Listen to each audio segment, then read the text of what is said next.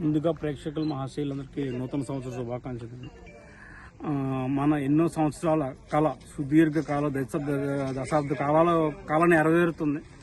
మన జనవరి 24వ తారీఖున మన ప్రధానమంత్రి మోడీ గారిచే అంగరంగ వైభవంగా మన అయోధ్య రామ నిర్మాణం పూర్తయి మనం ఓపెనింగ్ చేసుకోబోతున్నాం సార్. అంతం కూడా దాని నిమిత్తం మన సత్యదేవ నర్సరీ అడిపులంక పుల్ల ఆంజనేయులు గారు వారి కుమార్ సార్ని ఈ అయోధ్య రామ మందిర కూర్పుని మనం ఏర్పాటు చేయడం జరిగిందండి. దీంట్లో సుమారు మనకి ఒక 50,000 నుంచి 60,000 దాకా మొక్కలు వాడాం సార్.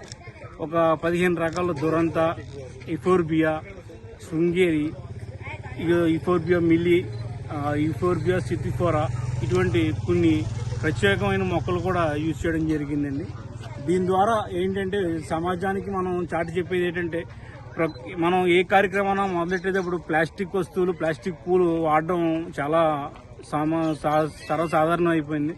దీన్ని అరికట్టే విధంగా మనం ఏ కార్యక్రమం మొదలెట్టినా పువ్వులతోని, మొక్కలతోని మొదలెట్టాలని ఒక మెసేజ్ ఇస్తుంటేనే తర్వాత ఈ ఓపెనింగ్ తర్వాత మనకి ఈ సంవత్సరం అంతా కూడా నిండుగా శ్రీరామ రక్ష మన యావత్ భారతదేశానికి ఉంటుందని కోరుకుంటూ నూతన సంవత్సర శుభాకాంక్షలు.